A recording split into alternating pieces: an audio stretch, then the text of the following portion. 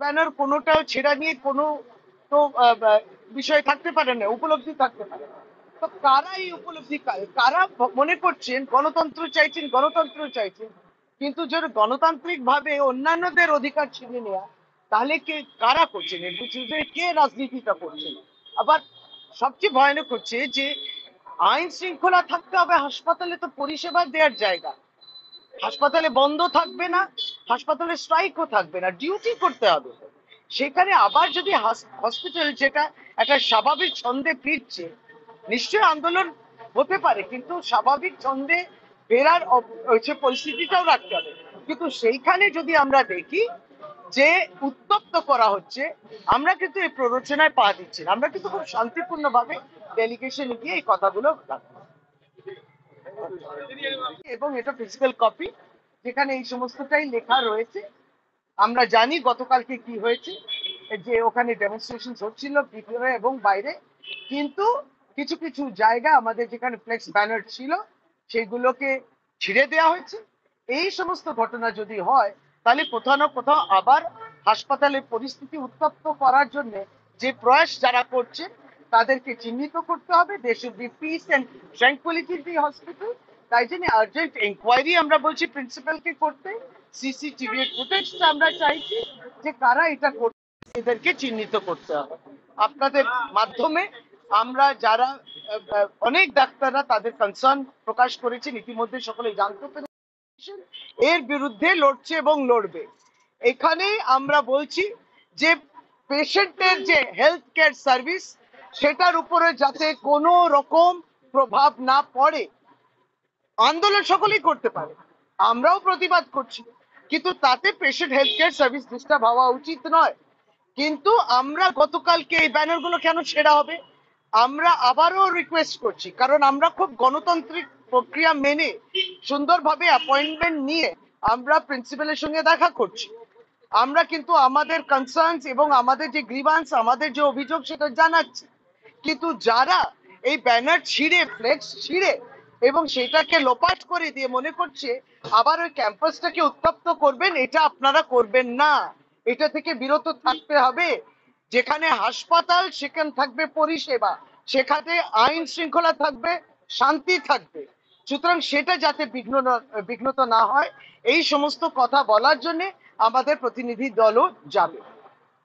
জায়গায় progressive health অ্যাসোসিয়েশনের যে ব্যানারটা ছিল আরজিকর হাসপাতালে, সেটা কোথাও সেটাকে সরিয়ে দেওয়া হয়েছে, কিংবা সেটাকে ড্যামেজ করে দেওয়া হয়েছে, ছিঁড়ে দেওয়া হয়েছে। ঠিক বুঝতে পারলাম না আমরা প্রোগ্রেসিভ হেলথ অ্যাসোসিয়েশনের সভাপতি হিসেবে আমাদের কমিটি মেম্বারসরাও, যে আক্রোশটা, এই আক্রোশটা কেন? প্রথমত এর প্রতিবাদ হবে। দ্বিতীয়ত, আমরা যখন রাত্রিরে আমাদের নজরে এসছে যে এরকম 7টি জায়গায়, তার মধ্যে যে পিজেবি বিল্ডিং আছে, মানে প্ল্যাটিনাম জুবলি বিল্ডিং, তারপর আপনার রাধা গোবিন্দ কর, ডক্টর রাধা গোবিন্দ কর তার স্ট্যাচুর সেখানে, ট্রমা কেয়ার সেন্টার যেখানে সেখানে, এবং এরকম অন্যান্য জায়গায় এগুলো ছিঁড়ে দিয়ে কিংবা সরিয়ে দেওয়া হয়েছে।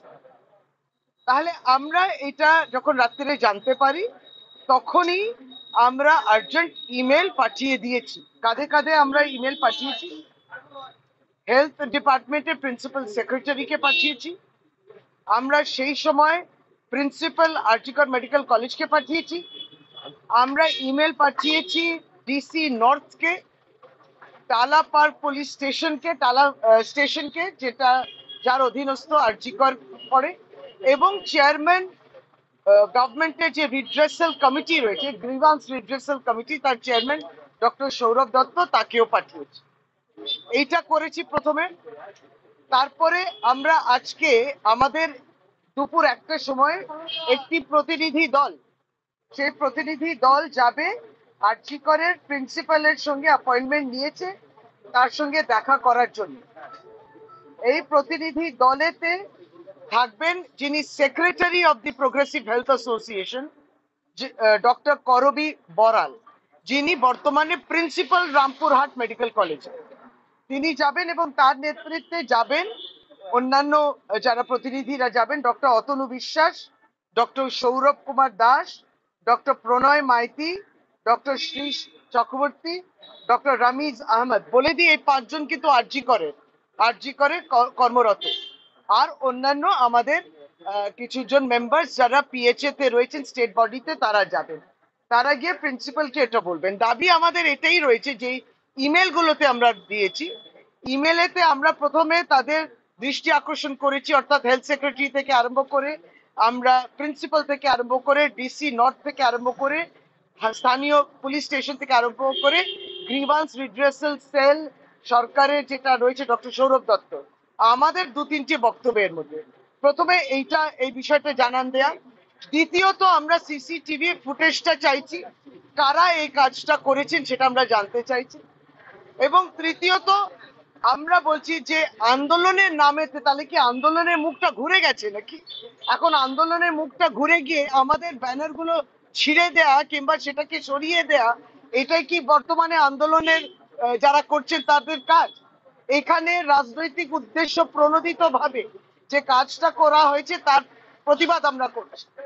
এবং আমরা প্রোগ্রেসিভ হেলথ অ্যাসোসিয়েশন থেকে আবারও, যেটা আমাদের ম্যান্ডেট, মাননীয় মুখ্যমন্ত্রী এইদিকে উন্নয়ন করবেন, আর মাননীয় মুখ্যমন্ত্রী স্বাস্থ্য পরিষেবা সকলের উদ্দেশ্য পৌঁছানোর ক্ষেত্রে স্বাস্থ্য পরিষেবা অব্যাহত থাকুক সেই চেষ্টা করবেন।